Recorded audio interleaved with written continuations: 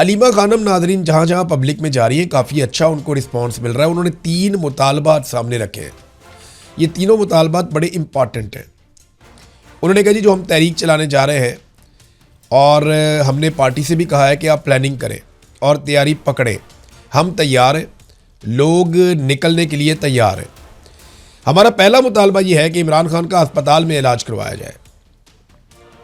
हमारा दूसरा मुतालबा ये है कि इमरान खान की कैद तन्हाई का खात्मा किया जाए, उनकी मुलाकातें बहाल की जाएं, उनके तमाम कानूनी हकूक़ बहाल किए जाएं। तीसरा मुतालबा उन्होंने कहा जी हमारा तीसरा मुतालबा ये है कि जजेस अगर इंसाफ नहीं दे सकते तो वो अपने घरों को जाएं, नाइंसाफ़ी करके मुजरिम ना बने, अदालतें बंद करें और अपने घर जाएं। नाइंसाफ़ी करने वाले जजेस घर जाकर बच्चों को क्या बताएंगे? इमरान खान को जेल में रखने के बदले हराम का पैसा घर ला रहे हैं। जजेस की जिम्मेदारी है कि वो नाइंसाफ़ी के खिलाफ डट जाएं, पूरी कौम उनके साथ खड़ी होगी। ये जनाब अलीमा खानम का स्टेटमेंट है। इसमें ना एक चीज़ आप और देख लें कि अलीमा खानम ने कहा कि 5 अगस्त को हम एक फैसला कुन मार्का करेंगे। देखें, दोनों की एहतजाज तो दोनों करना चाहते हैं, मकसद भी एक है। चाहे पाकिस्तान तहरीक इंसाफ बतौर एक पॉलिटिकल पार्टी, अव्वल तो अभी इस वक्त तो पाकिस्तान तहरीक इंसाफ नाम की कोई पार्टी है ही नहीं। अभी तो इक़्तिदार के अंदर आप तहरीक इंसाफ का इक़्तिदार या तहरीक इंसाफ का मेंबर आप ये कह तो सकते हैं, लेकिन इलेक्शन कमीशन ने तो पार्टी फारिग की हुई है। तो एक तरफ जो लीडरशिप है उसका मकसद भी ये है कि इमरान खान साहब रिहा हो जाए।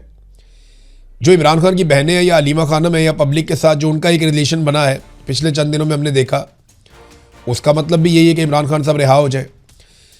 लेकिन मुझे ना इनके अंदर कोई रब्त नज़र नहीं आ रहा, इनके अंदर कोई कोऑर्डिनेशन बेहतर नज़र नहीं आ रही। अलीमा खानम ये कहती है कि 5 अगस्त को फैसला कुन मार्का होगा। वो जाना चाहती हैं अडियाला की तरफ, वो जाना चाहती हैं एहतजाज की तरफ, और वो भरपूर एहतजाज करना चाहती हैं 5 अगस्त को। जबकि लीडरशिप ये कहती है कि जनाब हम तो एक जलसा करेंगे और जलसे में आइंदा के लिए हम लायामल देंगे, यानी हम बताएंगे कि आइंदा हम क्या करने जा रहे हैं, या तहरीक का जो ऐलान है वो हम करेंगे। वहाँ पे तहरीक का ऐलान कई मरतबा हुआ, लायामल का ऐलान भी कई मरतबा हुआ, लेकिन उस पर अमल दरामद नहीं हो सका। ये बातें इमरान खान की बहनें भी समझती हैं। जेल में इमरान खान साहब को ये बातें समझ आ रही थी, वो अहकामात जारी करते थे, फिर उनकी मुलाकातें ही बंद कर दी गई। अब वो जेल में किसी से मिलेंगे, कोई बात करेंगे, बात बाहर आएगी तो फिर ही पता चलेगा ना। तो जब उनकी मुलाकातें बंद कर दी, बातचीत हो नहीं सकती, उनका पैगाम बाहर आ नहीं सकता, तो फिर कौन तय करेगा? फिर तो इमरान खान साहब के जो पुराने पैगामात हैं वही तय करेंगे। अब पुराने पैगामात इमरान खान साहब के सोशल मीडिया पे गुज़िश्ता 24 घंटों में वायरल हैं और वो लगाए जा रहे हैं। 2 चीज़ें बहुत वायरल हुई, एक अलीमा खानम, इमरान खान की पुरानी फुटेज उनके साथ जोड़ के दिखाई गई, और दूसरा जो ज़्यादा हमने देखा इमरान खान साहब के पुराने ट्वीट्स जिसमें उन्होंने अहकामात जारी किए थे अपनी पार्टी को, सुहेल अफरीदी को या जो जुनैद अकबर साहब हैं उनको या बाकी लोगों को, वो अहकामात या पार्टी को या लोगों को जो कुछ इमरान खान साहब ने कहा, वो सारी चीज़ें दोबारा वायरल की जा रही हैं और ये पाकिस्तान तहरीक इंसाफ कर रही है। तो दबाव काफ़ी बढ़ेगा पाकिस्तान तहरीक इंसाफ की क़यादत पे। और ऐसा नहीं है कि लड़ाई आज ख़त्म हो जाएगी, हो सकता है आसिम मुनीर साहब के हुक्म पर, उनके हुक्म का इंतज़ार है, अलीमा खानम को भी गिरफ़्तार कर लिया जाए, हो सकता है इमरान खान की बाकी बहनों को भी गिरफ़्तार कर लिया जाए। तो क्या इससे मुल्क के हालात ठीक हो जाएंगे, या मईशत का पहिया चल पड़ेगा, या ये तहरीक रुक जाएगी, या इमरान खान की सोच बदल जाएगी? नहीं, इमरान खान और सख्त हो जाएगा। आप जालिम का एक और स्टेटस पा लेंगे, आप जुल्म में एक दर्जा आगे चले जाएंगे और मजलूम पहले से ज़्यादा मजबूत हो जाएंगे। बस यही होगा और कुछ नहीं होगा। ये सिलसिला रुकना नहीं है। आप एक सिलसिला बंद करेंगे, एक आवाज़ को बंद करेंगे, दूसरी खड़ी हो जाएगी, आप दूसरी आवाज़ को बंद करेंगे, तीसरी खड़ी हो जाएगी। ये मुज़ामत है और ये चलती रहेगी, कभी ज़्यादा कभी कम, कभी इस शक्ल में कभी उस शक्ल में, कभी किसी खातून की आवाज़ में कभी किसी मर्द की आवाज़ में, कभी बहुत ज़ोरदार तरीके से कभी हल्के हल्के अंदाज में, कभी ओन खोसा की तरह कोई आदमी उठेगा और वो एक ऐसा इशारा दे जाएगा जिससे आपका सारा बयानिया दबरदूस हो जाएगा, कभी कोई बहुत मजबूत आवाज़ अरशद शरीफ की तरह उठेगी और वो 2 ऐसे जुमले बोल देगी जो आपका पीछे ही नहीं छोड़ेंगे। ये लड़ाई चलती रहेगी, ये जान नहीं आपकी छूटनी जब तक कि आप अपने आईनी किरदार में वापस नहीं जाते। ये बात मैं मिलिट्री एस्टेब्लिशमेंट को कह रहा हूँ, जितनी जल्दी इनको समझ आएगी उतना पाकिस्तान का भला हो जाएगा और उतना ही पाकिस्तान के लिए मामला बेहतर रहेगा। नाजरीन, राणा सनाउल्लाह साहब ने अपनी इत्तेहादी जमात पाकिस्तान पीपल्स पार्टी पे एक इल्ज़ाम लगाया था।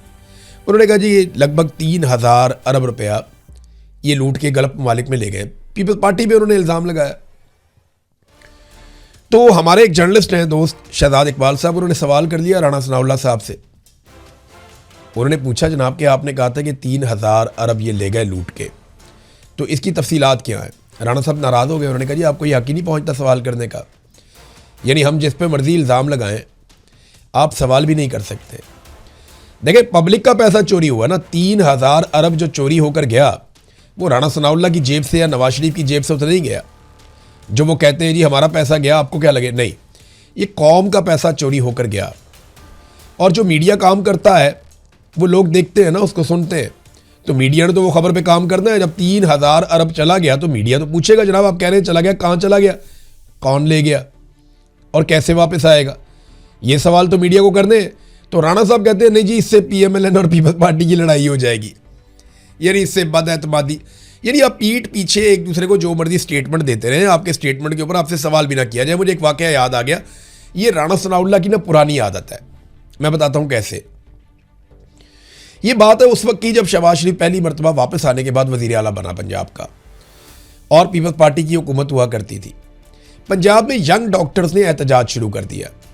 इनका एहतजाज बहुत ज़्यादा वसी हो गया। उस एहतजाज के नतीजे में एमरजेंसी भी बंद हो गई और आउटडोर भी बंद हो गया।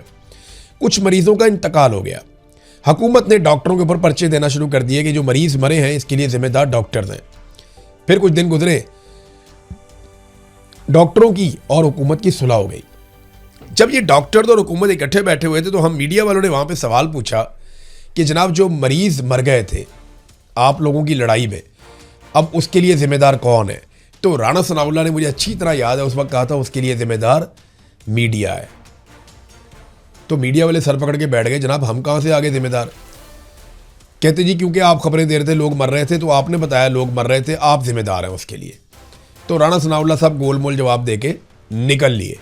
डॉक्टर भी इनकी शक्ल देख रहे थे कि ये कैसा आदमी है। हम भी सोच रहे थे यार अजीब डिटाई है, यानी पहले खुद आपस में लड़ते रहे, मरीज़ मर गए, पर्चे डॉक्टरों पे दे दिए। आज जब सुलह हुई तो हमने पूछा जनाब कि जो मर गए मरीज़ उनका क्या बनेगा?